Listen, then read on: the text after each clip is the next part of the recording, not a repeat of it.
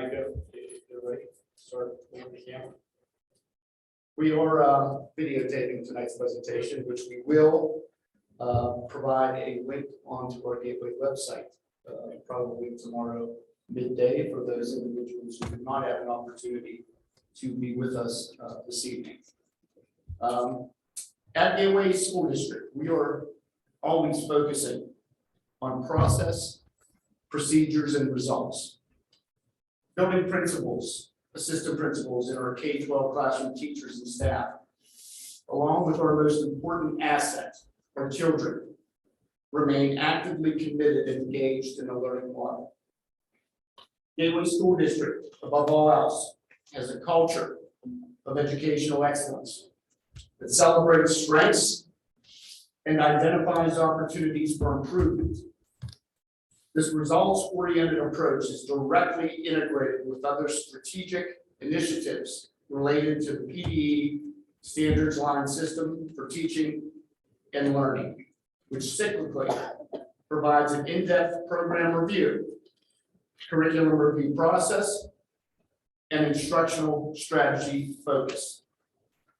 Within our mission statement, Gateway School District, in cooperation with parents and other members of the community, is to provide quality educational opportunities for all students, to promote academic excellence in a safe and caring environment, to enhance self-confidence through personal responsibility, and to develop lifelong learners who will be productive citizens in a diverse and changing world.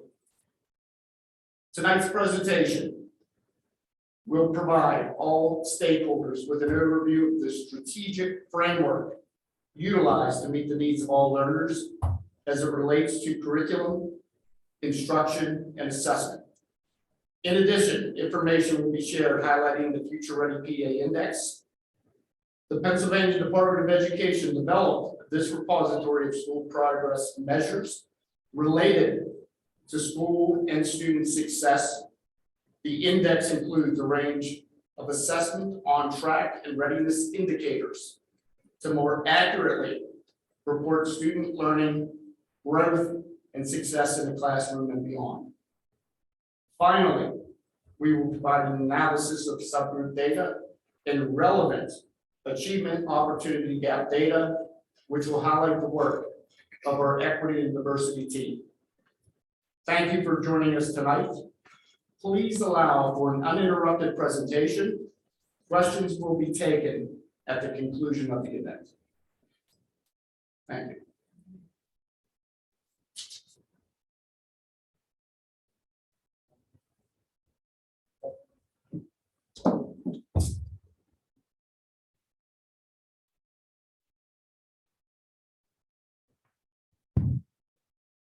Okay.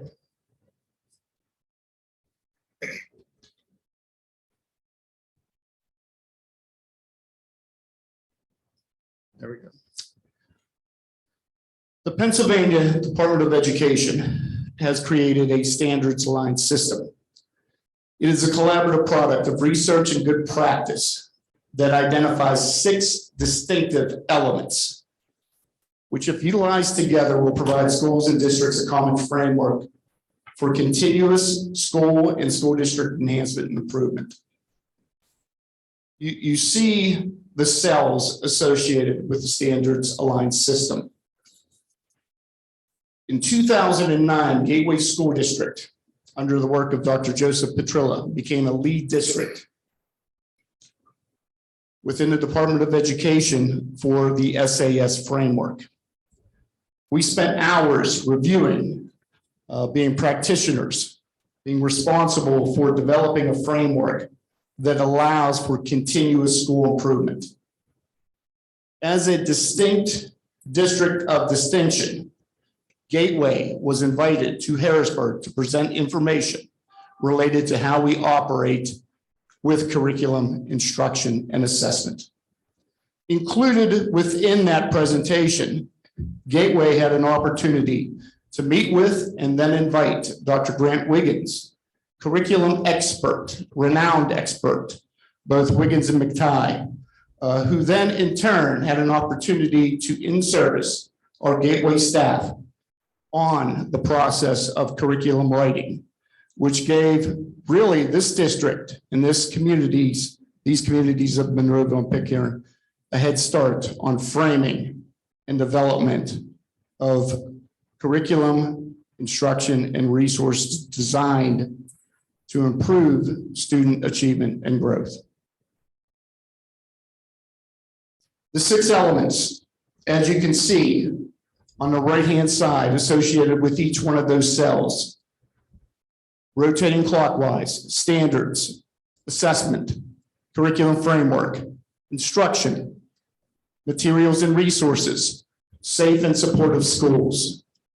They all equal or should align to student achievement and growth. For each one of those cells, you see a descriptor which highlights the meaning of each one of these, starting with standards, curriculum framework, materials and resources,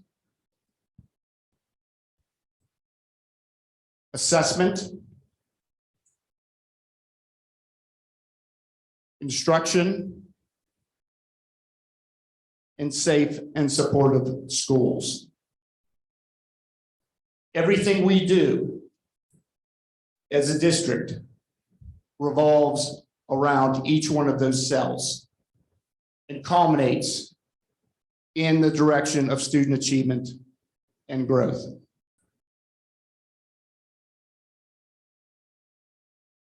I'm dating myself here with this slide. It's a little. Raise your hand. I think all of us have seen Mr. Peabody and Sherman in the Wayback Machine. I thought it was a good way to introduce and discuss how we got here with state testing.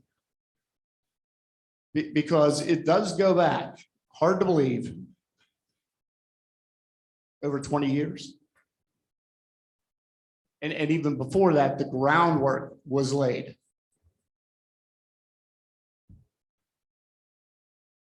All right, Mr. Elms, who's the president?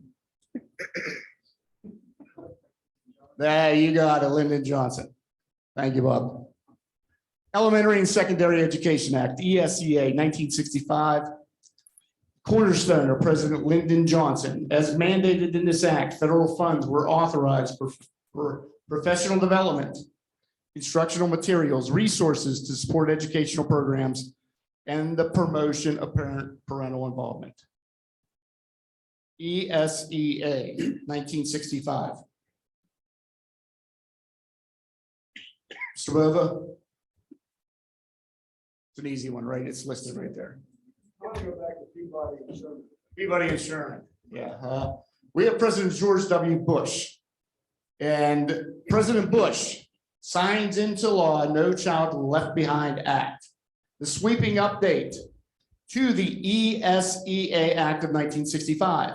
At a glance, you can see that No Child Left Behind was the main law for K-12 general education in the United States from 2002 to 2015. The law held schools accountable for how kids learned and achieved. The law was controversial in part because it penalized schools that didn't show improvement. And we'll talk about that in the near future here. The goal of NCLB was to provide more educational opportunities for students in poverty, students of underperforming populations, students receiving special education services, and those who speak and understand limited or no English. Unlike previous versions, NCLB held schools accountable. It did this through annual testing, reporting improvement targets for specific subgroups if districts or schools had those. Penalties for schools included loss of funding if they did not meet annual yearly progress. It's an old term, AYP, annual yearly progress. These changes made NCLP controversial, but they also forced schools to focus on disadvantaged kids.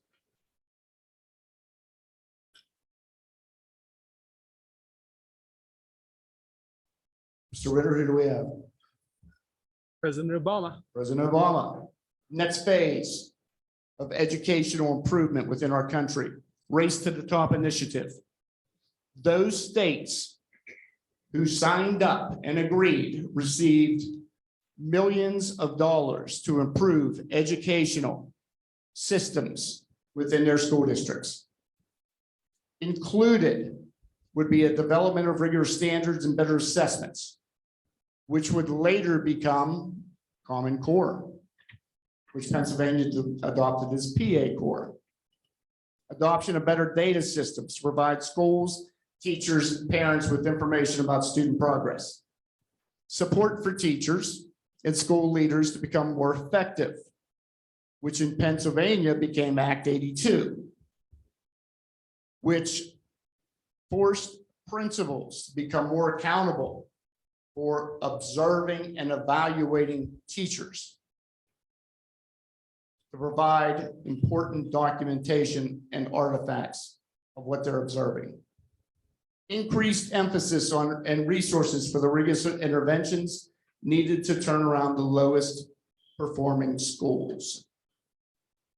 But also it's important to understand with each one of these initiatives,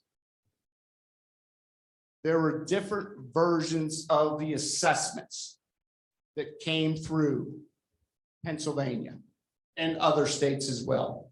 So scores, data had to be recalibrated, recalculated, and started over, especially with the latest version, PA Core, which I believe the first assessment was around 2014-15. And it also ushered in the Keystone exams, which are course specific in nature, which cover algebra, biology, and English lit. Before I move forward, I'm going to back up. Micah, if you want to click on. We have a Prezi embedded presentation that will highlight the different cells of the PDE SAS framework and how we've taken those cells here at Gateway and implemented the different features of what we're doing. And I'll allow Dr. Chakey to take it from here. Hello, everyone. We're going to be brief with this. We just wanted to show everyone kind of a viewpoint of some of the day-to-day activities that take place within the district here to support student learning. As Dr. Short presented already about the student assessment wheel, we just wanted to touch on a couple of these aspects.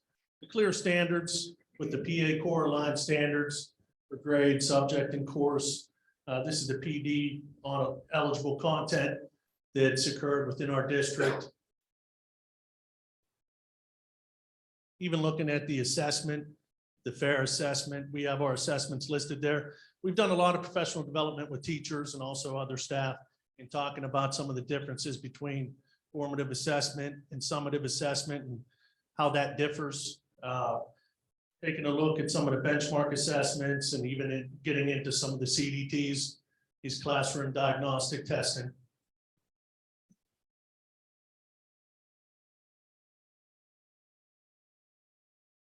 And Dr. Short touched on this understanding by design with Grant Wiggins and Jay McTighe, some of the work that's been done, unpacking some of the standards. This backward design model is stayed at the forefront of our work. Before, if you can go back, Dr. Chakey, I would like to acknowledge the work of Mr. Michael Brown, who happened to include within this slide, if you notice, a crane, a bulldozer, and a steamroller to indicate that we are under construction. Thank you, Michael.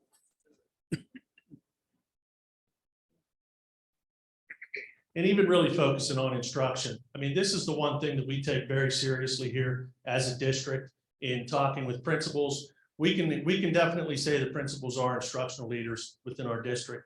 We know that that's the most important aspect of their job, to mentor teachers so that it has a positive outcome with students. Just an increased focus on teaching and learning. We have regular learning walks where we'll go to a particular classroom within the district and we meet with the principal. We'll go in and look at some of the instruction that's happening, look at some of the practices, and gather evidence and data. Then we'll go back to the office and we'll meet with the principals and we'll talk about what did we see. We want to make sure that we calibrate each other so that we're all looking at the same information, the same evidence. Then we also want to make sure that we're categorizing that into the framework for teaching to make sure that we're given accurate and valid ratings for teachers. And this is all in order to make sure that we're doing the best for our students. When you look at the Danielson Framework, we've done the crosswalk with equity. Our equity committee has done an excellent job. We have teachers, Dr. April King, Dr. Janet Neithamer, have done excellent work in providing professional development to teachers in talking about the culturally responsive pedagogy. These are just instructional practices that we crosswalk with Danielson. For example, when we talk about those practices, we're looking at high expectations for all students. We're looking at learning environment. We walk into a classroom environment that holds high standards for all students. We talk about that a lot as we walk through the different schools and talk with principals.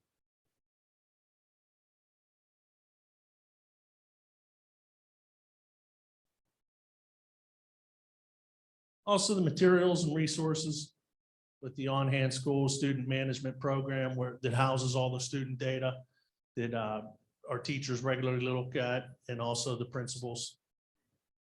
Technology with the one-on-one initiatives, the upgrade cycles. Micah and his team do an excellent job in making sure that everyone has the. No, we're not supposed to have questions, but for the audience that are parents, just want a little more detail. They don't know what EVOS, SAS, PA, metric, DRC, nobody knows what that is except educators. So like dumb it down a little bit for. We are going to expand upon those. Yeah, we're just touching on this kind of briefly to list some things, then Dr. Short's going to get into some real descriptions of some of this data. But also looking at diversity, equity, and inclusion work, which we're very proud of as a district. You know, in a lot of districts, they seek people outside organizations and outside districts to come in and show everyone how it's done. But I'm confident in the Gateway here, we have enough expertise within, and we've been able to rely on people within our district in the form of teachers and counselors and principals that have done an excellent job with this. As far as looking at equity leadership, even with our principals, those components that are listed, the 1A, the 2A, and the 2B, those are all components within the Danielson Framework. This is how every teacher is evaluated. There is a Danielson Framework that goes through and it kind of provides a blueprint to say, okay, these are the things that the teacher should be doing within a classroom. And you can rate these particular critical attributes as either basic, below basic, proficient, or distinguished. So when we talk about these components, that's what we're referencing. The one thing that we really spend a lot of time on is 2B, establishing a culture for learning. Like I said before, it's about expectations for students. An example of this would be if we went into a classroom and a teacher was talking about the importance of the lesson, and the teacher's going back and forth and saying, well, the importance of this, for you to get the gist of this math problem, is because we have a test tomorrow. Or that you may see this on PSSA. That's not real good evidence of establishing a culture for learning, because that's just kind of deferring to the test. It's deferring to this other thing that you have to apply. What we want to see is really rich learning experiences where teachers are saying things like, well, this is very important work. We know that you can do it. Here's why you have to learn it. Here's why you'll want to learn it, because you're going to be able to apply it in these different aspects of your life. So we go down and we think about some of those things to make sure that we're doing the best for our students. Also, the induction for new teachers. And we spend a lot of time with that in making sure that everyone's up to speed as far as the expectations within the classroom. Safe and supportive schools, always talking about this as part of Act 44. We did a lot of work with this in the last couple of years. We have definitely some of the best individuals as our school police. They do a phenomenal job. When you walk in the building, you see that the respect and rapport that they've developed with students, parents, just an excellent job all around with them.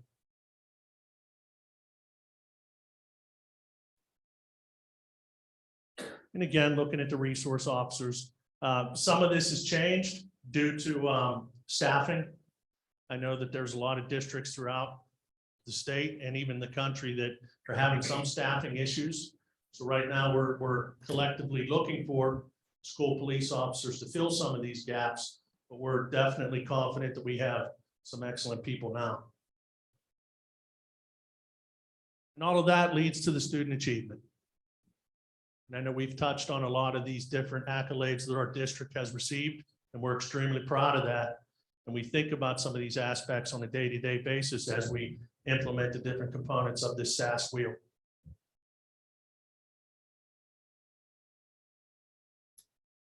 Thank you, Dr. Chakey. Please take a moment and look at the student achievement and growth accolades that the district has accumulated over the last several years. It's pretty remarkable. And as I stated at the opening, our teachers, and I've said this repeatedly over the years, are second to none. We have extremely talented, dedicated group of educational experts. But on top of that, we have our families of Monroeville and Pitcairn, our students who recognize and understand the importance of a quality education. And what you're seeing from those accolades goes a long way in recognizing the work that's being done here at Gateway. Dr. Short, if you could be so kind, oftentimes when this is broadcast on the TV screen at home, you're not able to read these words. Could you just pick out 3 or 4 or 5 or 6 of those and just read them out loud? Sure, absolutely. At the top, Pittsburgh Business Times, periodical magazine that comes out. It does do a lot of rankings with school districts and schools. 2018-19 school year, we do it the principal at University Park. Was Jennifer Hoffner right here. And the highest moving elementary schools, both UP and Evergreen. Dr. King, also from Evergreen, a lot of work has gone in there, and we thank them for everything that they've done there. Also, over the last 5 years, you'll notice that the U.S. News World Report, top performing high schools, Gateway High School has made that ranking. Future Ready Index, high growth, and even moving away from the PA Future Ready Index, another assessment that's given voluntarily by kids is the ACT, and you see Gateway is ranked number 8 out of 83 high schools. Pittsburgh Business Times, top 20 ranking for high schools, and also the 11th ranked school for overachieving school district. So that says a lot about what we're doing here. Thank you. Micah, if you can go back to where we left off.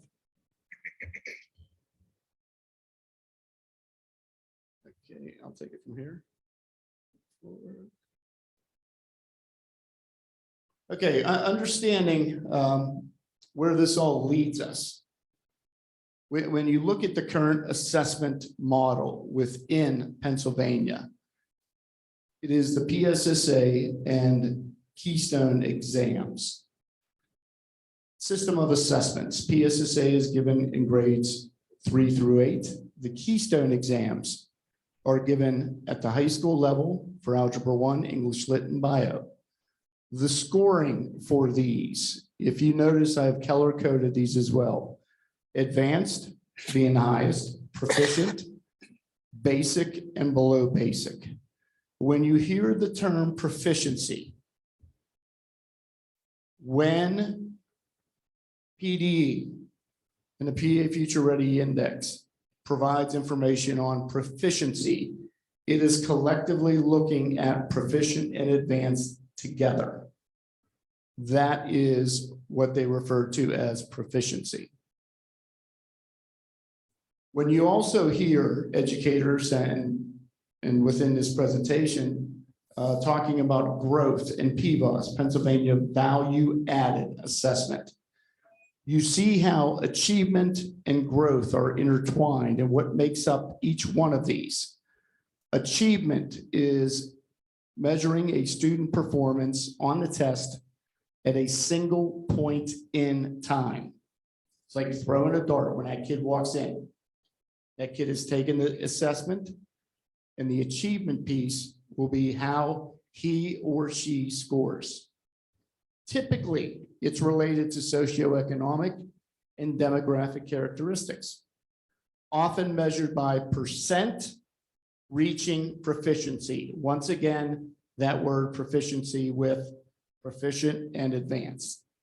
Might not focus on all students' achievement. Educators cannot influence entering achievement.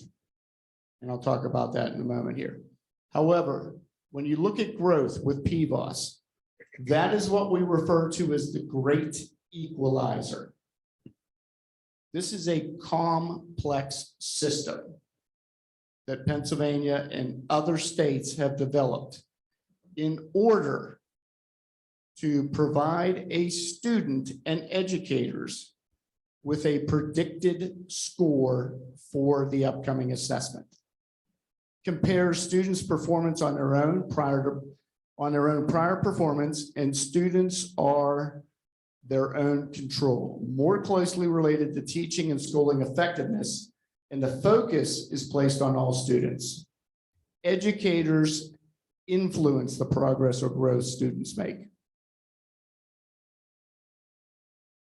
Again, right there is achievement, point in time score, individual child performance level on the PSSA and Keystone exam, advanced, proficient, basic, or below. The student and the school will receive these reports. And if we have parents out here, you've seen those mailed home to you. The achievement results from the PSSA or Keystone. How many people remember Mario Mendoza? Couple out there, a couple of them. Mario Mendoza, Pittsburgh Pirate, back in the 70s. You often hear on the broadcast today,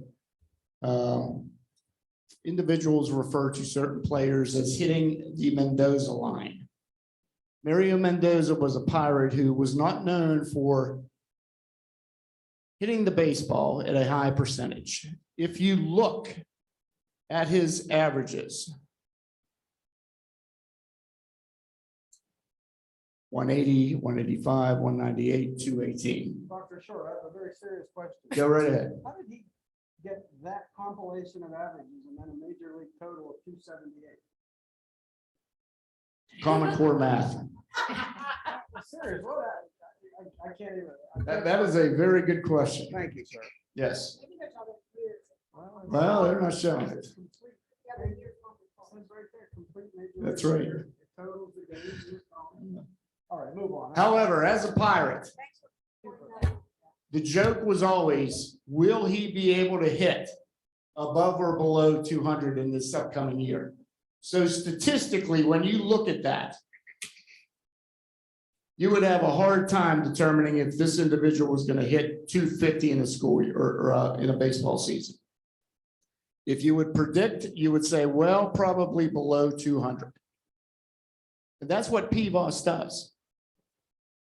It analyzes individual test scores of not only the child, but a cohort of students at a similar age and similar grade. And from there, and this is right after the first assessment, in grade 4, our teachers get a snapshot of each one of their students in their classroom, whether or not that child is predicted to score advanced, proficient, basic, or below basic on the upcoming assessment, PSSA or Keystone. So they know in fourth grade that this child A sitting in the first row, is predicted to score below basic. I'm just throwing it out there. So that job as the educator is then to monitor the growth of that individual child throughout the school year. And then after the assessment is taken and the results come back, we will be able to see if we've made growth with that student. Now understand, if that child is predicted to score below basic and the child does score below basic, yet grows within that band of below basic, we're showing growth for that student. And that's exactly what we need to do. Statistically, almost impossible to raise that child from below basic to advanced. Think about that.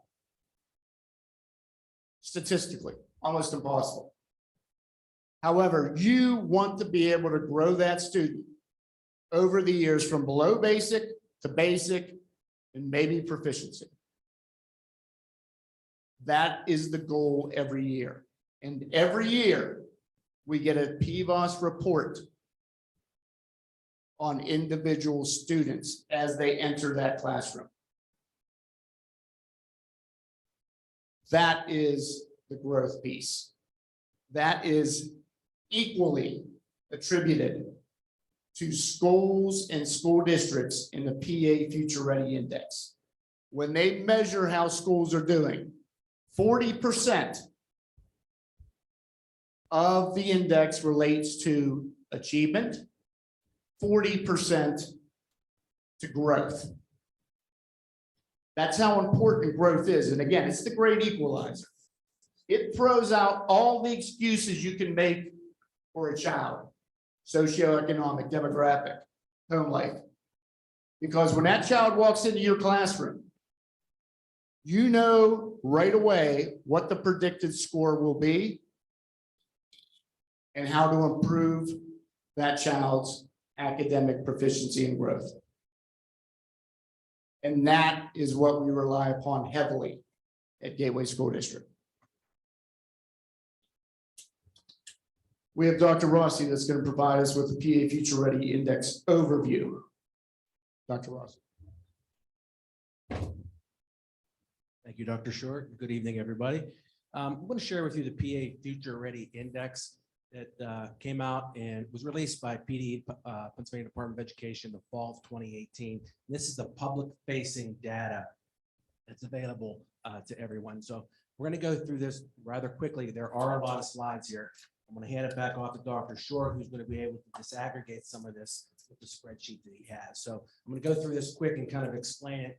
And it's available for you. As I said, it's a public-facing document. This is the landing page, and this is just an example overview of it. And this happens to be Gateway High School. So when you see it, obviously the top will be the name of the school. So if it's Evergreen, if it's University Park, if it's Ramsey, it'll be listed there. There are 3 tabs for performance, school facts and district facts to kind of break things down for the parents and the public. And then there are 3 buckets that we have. We have the state assessment measures, which are the PSSAs and the keystones. You have the on-track measures, which measures English language proficiency and attendance. And then bucket number 3, college and career measures. We're going to focus today mostly on bucket number 1. Now at the bottom, if you click on those boxes, you'll be able to get some more specific results around each of those items in each bucket. Here's the key for the progress measures, blue, green, and red. And when you see our data, you're going to see blue, green, and red. We do have some blue, we have mostly green, and we do have some red. So we know we're doing really well in some areas we're maintaining, and in some areas we continue to need to grow as well. So here's the first bucket, the state assessments. Where you will look at the achievement of the PSSAs and the keystones, and that's ELA, math, and science, and then the growth as well. And then you can see the color coding there. Again, the on-track measures, again, English language proficiency, attendance, and early indicators, which really is non-applicable because we don't participate in those. And then in college and career, along with the graduation rates. So here's an example. English language arts, green is good. We're doing okay. We're maintaining. That's the school percentage that you'll see. In the middle here is the state average on all of the ELA assessments. So that'd be grade 3 through the Keystone. So in the middle is the state assessment. So if we're looking at maybe a University Park, that's not necessarily, the statewide average isn't necessarily the grades 3 and 4. It's a combination of all those assessments, grades 3 through 8, but that's the score that we're being measured by, that middle score of the state. And then the statewide goal in 2030. And so that's where the state wants us to reach by 2030. We'll take a look at bucket 1 here, the PA state assessments, both the Keystone and the PSSAs. Here's the Gateway High School. Now, we have the 2018 data on top and the 2019 data on the bottom. Because the state assessments were paused due to COVID, that's the data that's out there. And if you would go on it, you would see the 2019 data, but we also provided the 2018 data, so you can kind of get a quick sense of where we are. So this is Gateway High School, and this is achievement that Dr. Short mentioned, where at one point in time assessment. So this might be, a Keystone, ELA, biology, and Algebra 1. So you can see from 2018 to 2019, in 2019, we were able to move up to blue, which is excellent for the ELA. So now we're going to go to growth. So the growth, again, a lot of blue, which is excellent, and then some red there, one red with math. This is Gateway Middle School. I will tell you, in talking to other assistant superintendents and curriculum supervisors, that the middle school seems to be the area where most students in the state are struggling, and we're no different. As you can see, we have some areas that we've looked at since 2019 and put some things in place to address some of those. Again, Gateway Middle School growth. So on one hand, you saw the achievement, and then the growth here. There's Moss Side Middle School. Again, this is from 2019. So we have Moss Side's data here, which again, green is good. The gray is the science. There aren't science tests in grades 5 and 6. That's why they're not color coded. And then the growth. Again, some positive things here in blue. Math, we know math is an issue at the middle school, and we're taking a look at that, and have been taking a look at that. Move on to our elementary schools. This is Dr. Cleveland Stewart Elementary. Again, from 1819, this is the achievement. Again, pretty good there. And then the growth. They did a very nice job with the growth. Evergreen Elementary. This is the achievement for Evergreen. Again, pretty solid there. And then the growth data. And the red that you see there is the science. Science is tested in grade 4. Did an excellent job in English language arts with the blue and maintaining it in math. Ramsey Elementary achievement has been pretty solid with the blue there in science, but you're going to see in growth where it wasn't. This is pretty good. Looking at this is a pretty good, but the growth there is we need to take a look at some things, in math and science. It's not only this assessment, but with some of the other assessments that we use. And then University Park, again, this is their achievement data. Again, very good. 2 blues in 2019. And then this is the growth data as well. So all in all, the elementary is pretty good in Gateway High School. Bucket number 2 is the on-track measures. You can see we're green, the arrow is going down, but you'll see over here on the, I'm sorry, in the middle, go back. Yeah. We're okay with the attendance and the English language proficiency. College and career, bucket number 3. Again, this is your career standards, benchmarks, there's artifacts that we're required to keep in the elementary school, the middle school, and the high school. Graduation rate, which is a big one, industry-based learning, rigorous courses of study. How many AP courses do we offer? How many college and high school courses do we offer? Those types of things are considered in this bucket right here. So at the Moss side, Gateway Middle and High School, all blue, which is excellent. In our four-year cohort high school, and again, this data is lagging, especially the graduation rate because of the way it's calculated, but we're green and we're maintaining it as well. So that's it in a nutshell. Dr. Short is going to kind of take that information that you just saw with all of these scores and colors and kind of break that down and disaggregate that data for you a little further.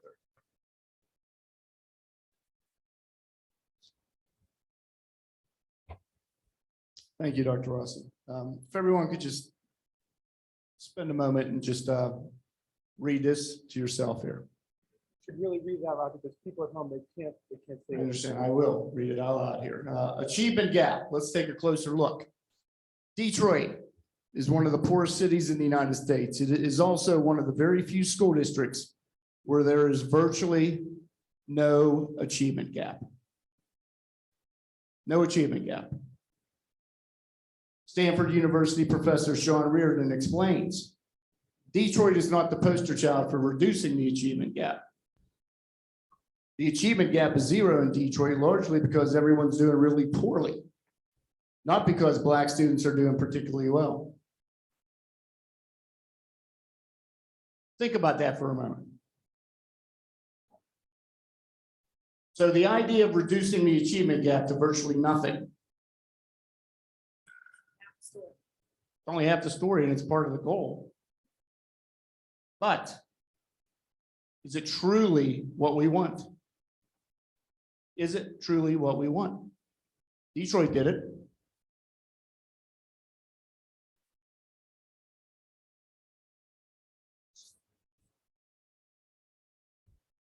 Again, Dr. Reardon here, test scores and academic performance more generally are shaped by many factors. They are shaped by children's families, their home environments, their neighborhood context, their childcare, their preschool experience, after-school experiences, and by their schools.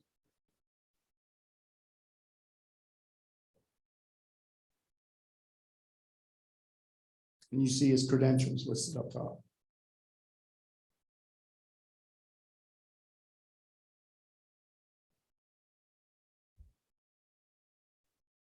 We have a dashboard that Microsoft has created, and our technology director, Mr. Micah Brown, will provide a quick overview on how he gathered the data and presented this. Then I will go into more detail as to what you will see. Micah? So as Dr. Rossi was talking about his part of the presentation, that PD keeps track of a lot of data for every school district, multiple grade levels. What they don't do a good job is compiling it so you can easily analyze multiple districts together, multiple schools together, statewide across time. So because PD doesn't provide that directly, what we did is we went out to these public sources that you can see in the top right, and this will be available on the website, so you can drill into it, look at the data we have. But we took all these public sources of data and compiled it and create visualizations. This let us create analysis that you just could not do directly on the PD site. So Dr. Short will go through it and kind of show how our scores break down compared to the rest of the schools in the state and the county. So in a nutshell here, understanding that Pennsylvania Department of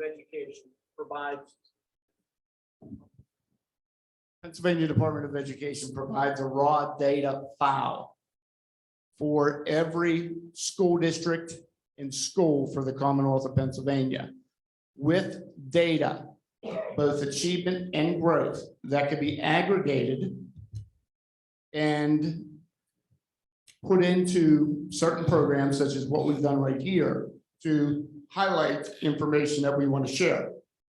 So this is all public information, public data. We want to be able to share it with you. Let's go right to the filters on how we filter this. If you notice in the upper right-hand column, we've taken total enrollment, understanding this is for schools, 0 to 2,500 enrollment in schools. Black African-American percent, population, 10% to 80%. Economically disadvantaged, 10 to 100. That is the filtering system that we use to calibrate all this data. Understanding that Gateway School District currently has roughly 27, 28% African-American population, 52, 53% socioeconomic, just to put that in a context of how we're operating this. We're going to click on the 2018 data year. And the first piece that we're going to look at would be the ELA achievement. And Micah, if you could hit Allegheny County first. And this is the IU. There are 43 school districts in Allegheny County. 43. Within this filtering, I think it's important that we identify our percent Black student proficiency. In 2018, for ELA achievement, we've had 72% of our kids proficient. Our white students, 85%. Yes, there's an achievement gap. All schools have an achievement gap. I'll repeat that again. All schools have, except Detroit, an achievement gap. Percent economically disadvantaged proficiency, 70%. And then again, all students. So when you look at Gateway High School in the Allegheny County IU, you see that our Black proficiency rate is 72.60. Now, if we went down to Stowe Rocks, 24% students proficient, white students, 35.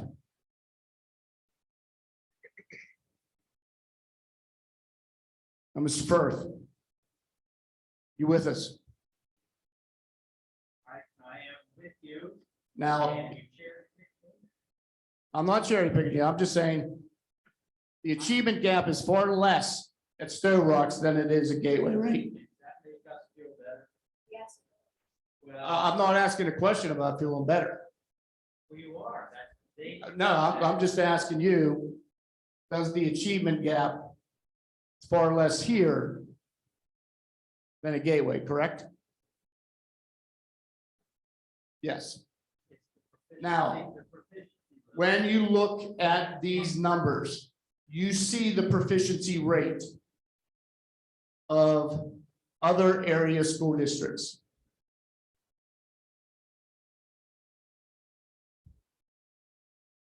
And I think we could see, make it a little larger, the chart, Which chart? this chart right here.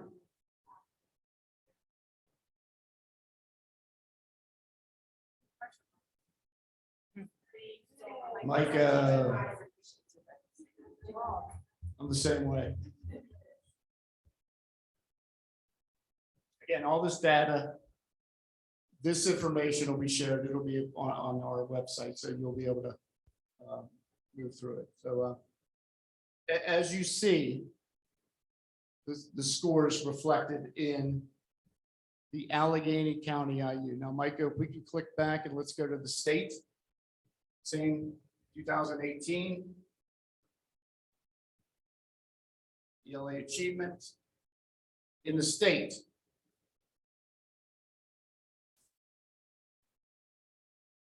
The entire state, we see Gateway ranked 8th. They're the only one in Allegheny County. Mhm. With the standards that we picked. schools, those three categories. that are Yes, and that public. really opens it up to almost every school that has a population.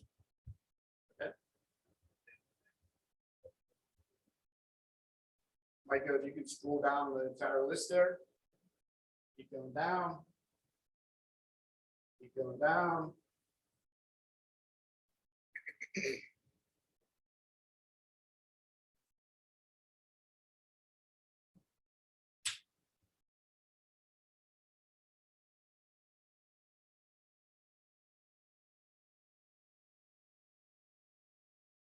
Thank you, Micah. Let's go to math achievement, 2018. Allegheny County IU. Again, Gateway ranked number 1. Now, statistically, I'm not happy with that. I'll be honest with you, not at all. We know we have areas of growth, and that is an area of growth we need to make progress in. However, for the purposes of this report, we wanted to analyze how our students are doing compared with other school districts. April. All right. I wanted to wait until the end, but good. Is there any way we can go back to the calibration? Instead of having such a wide gap between percentages of last being 10 to 100 and socioeconomic from being 10 to 100, we make it so it's more like Gateway. And then we have to. Well, if it's more like Gateway, we're clearly ahead of everything. Could you repeat the question, please? Yeah, I know what you're saying, yeah. And that's where anybody can maneuver the data any way they want when this is up there tomorrow. You'll be able to go in there and calibrate it yourself, okay? I mean, you could. Yeah, very good point, very good question. Okay, But as you see, this is the math. No doubt, with our Black students, we need to do a better job. And it's, I'll be honest with you, sad to see some of those school districts and where they're at with proficiency. Sad. Go to the state, Micah, for math.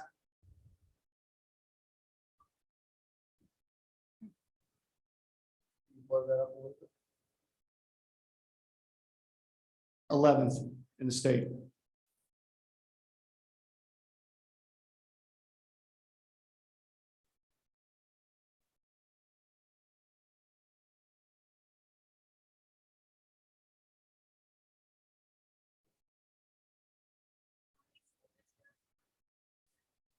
Uh, 500. 500. 499. Okay, Micah, if we can go to science achievement and go to the IU.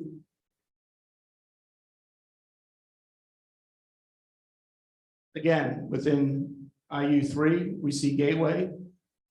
Number 1, again, not happy or satisfied with the percentages.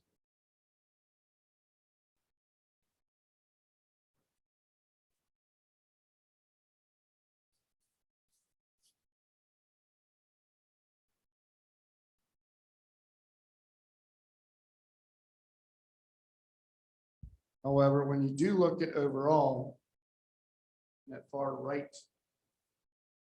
of all students, you see where Gateway is at.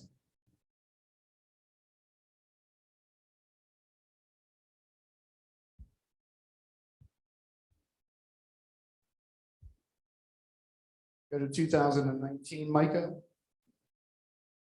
And we're analyzing 2 straight years of data. ELA achievement, Allegheny County IU. Second year in a row, Gateway number 1.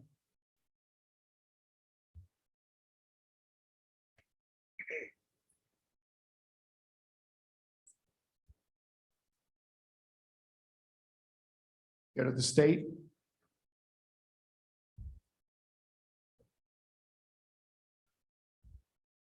See Gateway ranked 11th.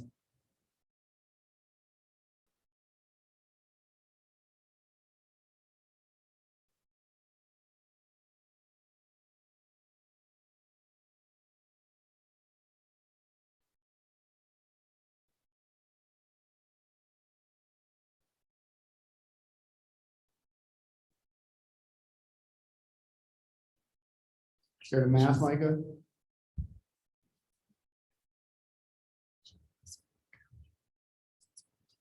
Again, in the IU, however, the percentile dropped down to 44%. Again, not good.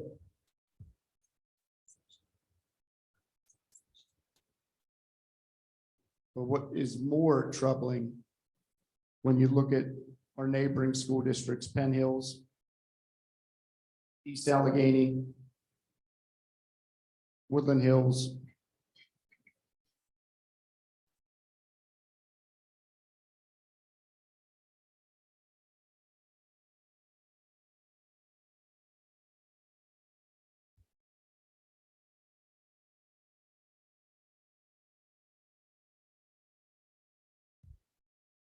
ELA. We did ELA, correct? 2009, go to science. Allegheny County IU. Again, Gateway number 1.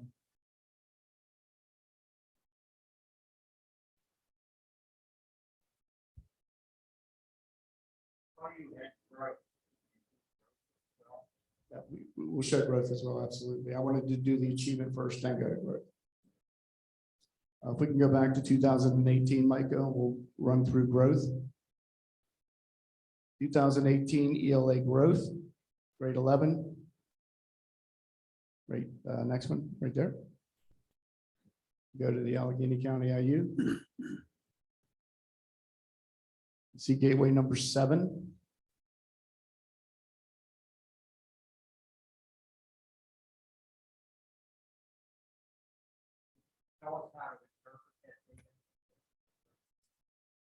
They provide a score for the number of students who have either met or surpassed their predicted score. Put it into a formula, and that's how they kind of vary the different scores there. Go to math.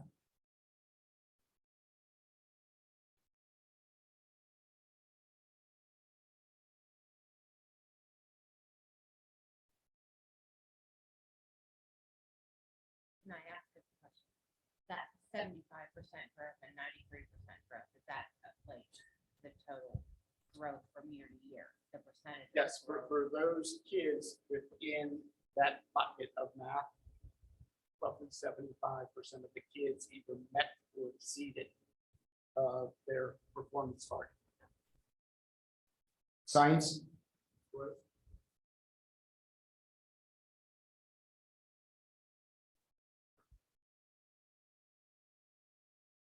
Science staff at biology do a fabulous job. We have been recognized as high growth, even some of our teachers for high growth with science. You can't blow it up, I'm sorry. Go to 2019, Mike.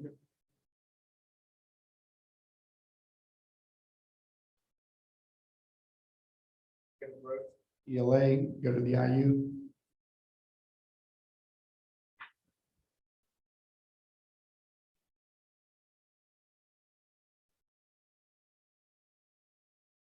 Math growth in 2019.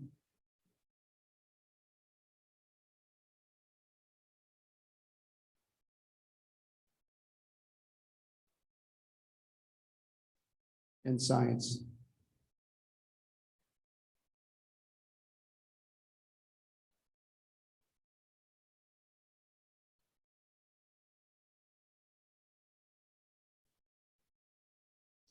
Again, we're able to go through this for all the grade levels, including the elementaries. And the work that has been done here collectively by the staff central office, or principals who have bought in and recognized the system that is in place reflects in what you're seeing here. Again, always room for improvement, without a doubt. And we strive every year to improve. And we are committed to doing that. And understand that students' mobility, moving in and out of the district, play a role in these scores and data as well. If a child moves in from a neighboring school district into 7th grade at Gateway Middle School, that child comes in and we assess that child right away. We're taking a pulse on that child to see where that individual lies with grade level standards, whether or not they're on pace at grade level, 2 grade levels behind. And that is where we need to collectively as a group ensure that we're meeting the needs of that individual child in order to have the data that we do. So just to refresh, this is high school data? Yes, we have the same type of data for the PSSA. Each and every elementary building, middle schools as well. And what you'll see there with the high school predominantly reflects what you're going to see in the middle schools and elementary. We are leading the way in Allegheny County IU with performance levels, both in growth and achievement. We understand, and I've said this repeatedly, there are achievement gaps, opportunity gaps. Every school in the Commonwealth has it. It's our job to do better, period. But you have to have a blueprint, you have to have a roadmap in order to make it happen. We are leading in Allegheny County, as you see. But again, we could do better.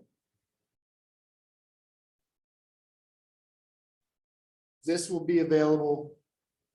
Maiko is always around to provide a tutorial because I know this is in depth, this is deep. If you have questions, but again, real quick, I'll do something for April here. We'll put the total, we're going to leave that total enrollment open, meaning 0 to 250 for a school or 2,500. Let's move African American 20. More like ours. Can we put that at about 20% to 50%? 20% to 50%. And can we put the economically disadvantaged at 50 between, or 40 to between 40 to 60? 40 to 60. Okay, let's go to the IU. Let's go 2018, Maiko, and we'll start right off with ELA achievement, grade 11. That's, wait, stop it right there. That's a state. That's a state right there. Where's Gateway ranked? Number 2.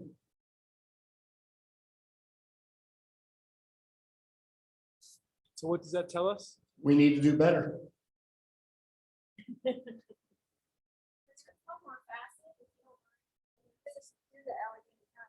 Yeah, well, I can tell you right now, we're gonna be number 1.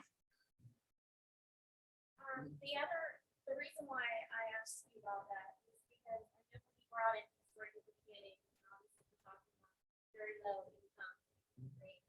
So the research I learned is that the higher the income and education attainment of the families, the wider the gap. So we wouldn't be focusing on even poor areas and saying there's no gap. We absolutely don't want to. The inverse is that in order to close the achievement gap at a higher income level, which I would say that would probably be a little better than that the rate of growth for African Americans has to supersede the rate of growth for in order to close the achievement gap.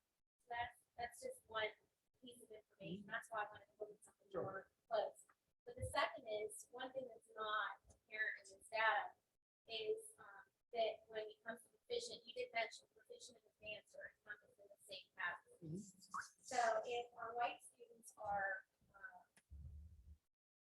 say they're 60% advanced, right? Mhm.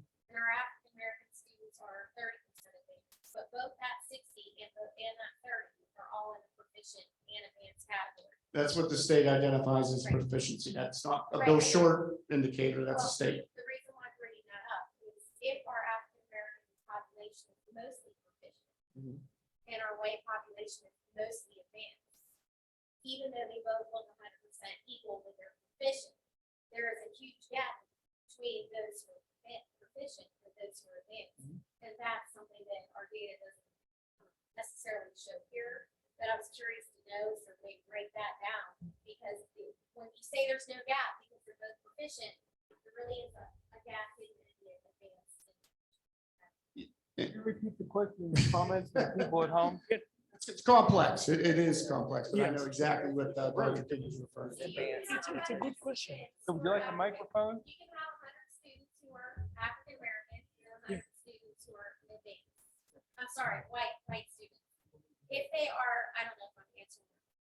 Okay, People need to hear what you're saying at home and they, you want me to have a mic? yes, please, so they can hear.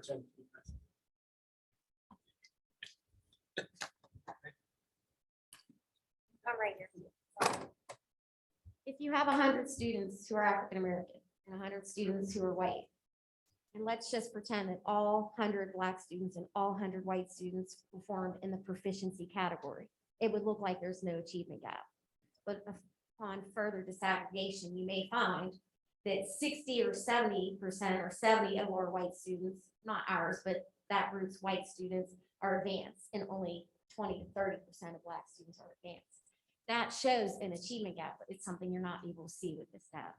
So that's why I was curious to know if there was a way to disaggregate this data further, because it doesn't, in my review of the Future Ready Index, the PA scores for all the districts, including ours, that's one thing that it doesn't really give a whole picture, and without seeing that picture as well, you sometimes don't know if there's a real achievement gap or if it's just proficient and we can't see the rest of the achievement gap.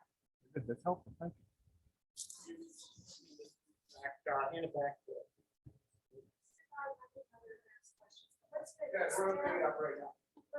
Let's take this data a little further. I want to know if a student, Black or white, starts in Gateway at kindergarten and progresses through, as opposed to someone, if you look at the data, and I don't think you're cherry picking, because it's very significant that we live in a community with a lot of apartments and a lot of mobility where people move in and out. We have a lot of businesses. So I think, if I'm not wrong, about 10% each year, we have kids coming in that weren't there the year before. Okay, so 10%, and then we don't know when they're coming to us. I mean, there's a difference if they come to us in kindergarten versus if they come to us in 7th grade.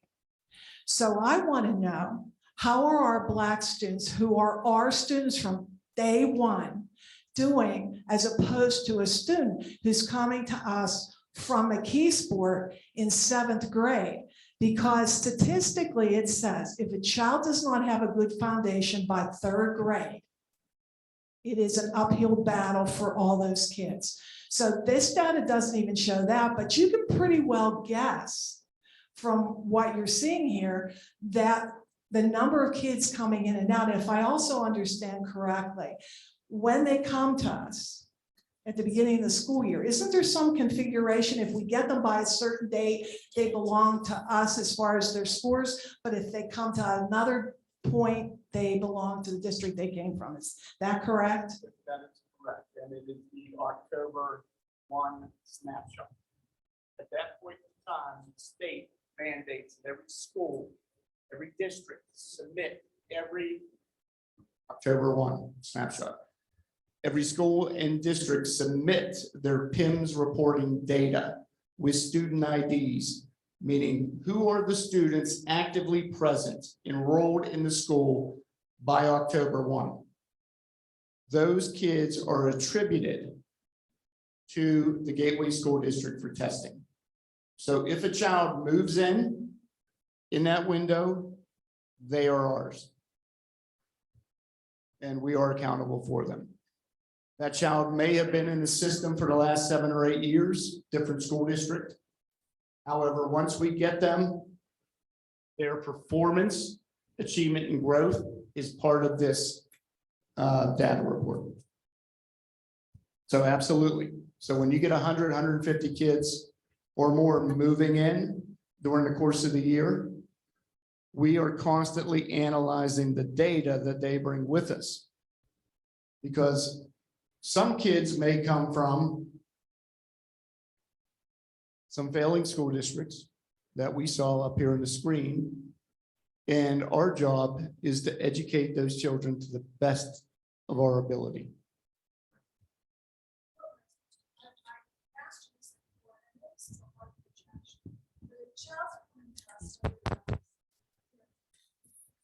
The child's coming to us later down the road, and every parent has a title, a reason to move to Monroeville. Jobs, apartments, it's a better school district than surrounding districts.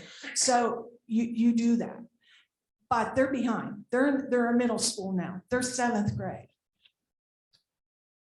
How many years, and I've asked them, I know this is hard, because it depends on the child, but they're not going to get caught up in a year. What do you think? 2, 3, how long will they ever get caught up to where they should, given those circumstances? And how do you do that? And when we have this conversation, we need to know if we're getting 10% increase each year moving into the district. We need to know who those kids are, where they came from, how they performed, you know, what grade they're at, because as they progress through the system, it's going to get worse. To answer your question, a couple of the acronyms that you saw up on the screen. Once a child enters.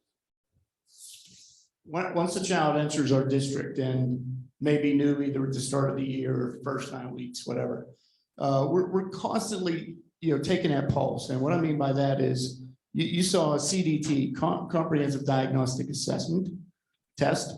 And we also have an NWEA, which is a map measurement of academic progress, where we administer these tests, and it provides data and information for the classroom teacher, but more importantly, for the individual student and teacher and family to understand where that child is. And if that child's 2 or 3 years behind, we know the only way to catch up that individual child is to double or triple the amount of classroom time, whether or not it's for English, math, or science, in order to catch that student up. So it could take 2, 3 years.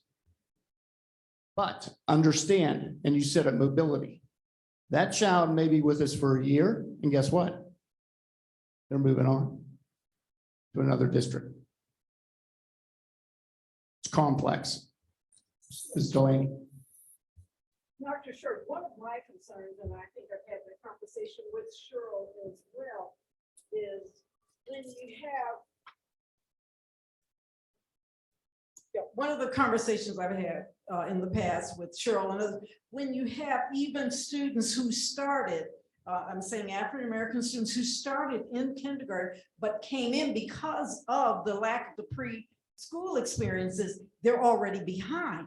That is an issue I'm looking at, because then we don't start really tracking as much in terms of standardized testing till 3rd grade. How are we going to address that issue, because they're coming in already behind? We do have different assessments that we administer in. You can hand it to Dr. Ross.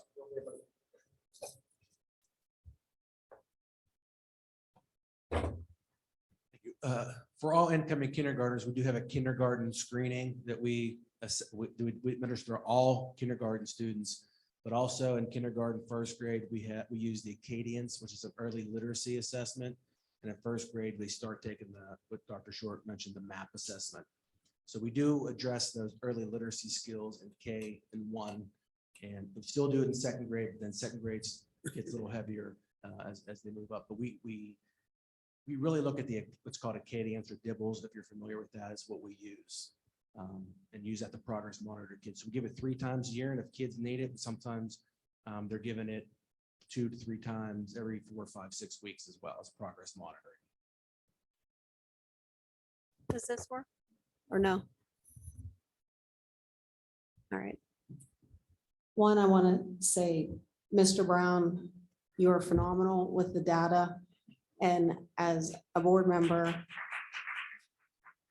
I can tell everybody that many of us have sat in Dr. Short's office and looked at things like this and randomly did what Mrs. King said, hey, Bill, pull up this age, pull up this socioeconomic status, let's look at, and just randomly look at this data. Our administration is so focused on data.